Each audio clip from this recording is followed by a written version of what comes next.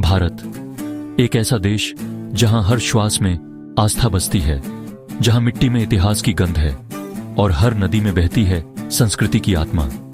इन्हीं नदियों में एक नाम ऐसा है जो सिर्फ जलधारा नहीं, जीवन धारा है। वह है मां गंगा।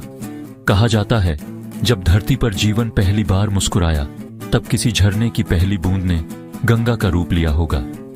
गंगा जो हिमालय की गोद से निकलकर मैदानों की बाहों में समा जाती है, वह नदी नहीं, साक्षात करुणा की मूर्ति है। भारत में गंगा सिर्फ बहता हुआ जल नहीं, बल्कि विश्वास, भक्ति और मुक्ति का प्रतीक है। हर हिंदू के हृदय में गंगा एक मां के समान स्थान रखती है, जो पाप हरती है, दुख मिटाती है और जीवन को शुद्ध करती है। हर सुबह जब सूरज वाराणसी के घाटों पर उगता है, तो उसकी पहली किरण गंगा की लहरों पर पड़ती है, मानो स्वर्ग स्वयं धरती पर उतर आया हो।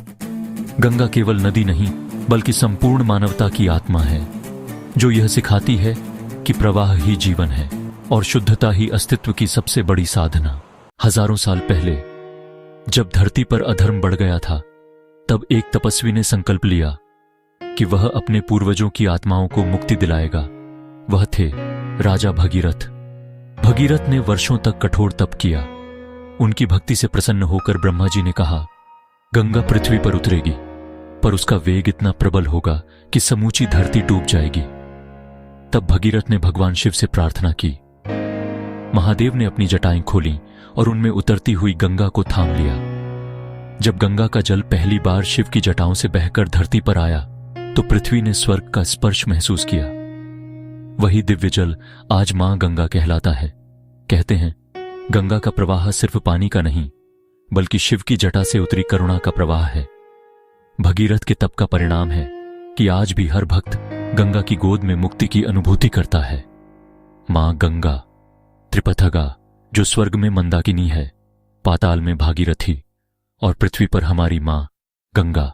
गंगा का सफर एक नदी का नहीं, बल्कि जीवन का सफर है। यह यात्रा शुरू होती है गंगोत्री ग्लेशियर से, जहां से निकलती है एक पवित्र धारा भागीरथी। अलकनंदा से देवप्रयाग में मिलकर वह गंगा कहलाती है। यह मिलन केवल दो नदियों का नहीं, बल्कि आस्था और प्रकृति के संगम का प्रतीक है। हरिद्वार, कानपुर, प्रयागराज, वाराणसी, हर शहर उसकी गोद में पलता है। जहां वह बहती है, वहां धरती उपजाऊ होती है, लोगों का जीवन समृद्ध होता है। प्रयागराज में गंगा, यमुना और सरस्वती का संगम आस्था का केंद्र है, जहां हर कुंभ में लाखों श्रद्धालु डुबकी लगाते हैं। आगे बढ़ती हुई गंगा बिहार, बंगाल से होती हुई सुंदरबन डेल्टा से गुजरती है और अंत में बंगाल की खाड़ी में समा जाती है। लगभग 2500 किलोमीटर लंबी यह यात्रा भारत की सभ्यता की रेखा खींचती है। गंगा भारत की आत्मा है। हर पूजा, हर संस्कार, हर प्रार्थना में गंगा का नाम है। गंगे च यमुने चैव गोदावरी सरस्वती। हर अनुष्ठान की शुरुआत इसी से होती है। हरिद्वार की आरती में, वाराणसी के घाटों की गूंज में और संतों के भजनों में मां गंगा की करुणा सुनाई देती है। तुलसीदास ने लिखा, गंगा जल बिनु अमृत कौन। गंगा के बिना आस्था अधूरी है।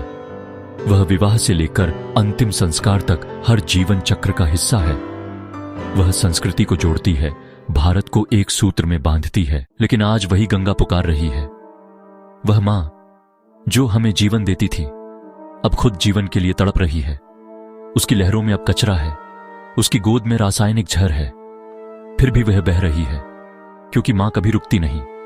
कारखाने, शहरों का मलजल और हमारी लापरवाही उसके अस्तित्व को चोट पहुंचा रहे हैं। गंगा का दर्द गहरा है, पर आशा अभी बाकी है। जब हर व्यक्ति उसे अपनी मां मानेगा, तभी सच्चा परिवर्तन आएगा। गंगा को बचाना केवल एक नदी को नहीं, बल्कि अपने अस्तित्व को बचाना है। अब एक नई भोर आ रही है। गंगा फिर से मुस्कुरा रही है। नमामि गंगे मिशन जैसी योजनाएं उसकी आत्मा में नया जीवन फूंक रही है।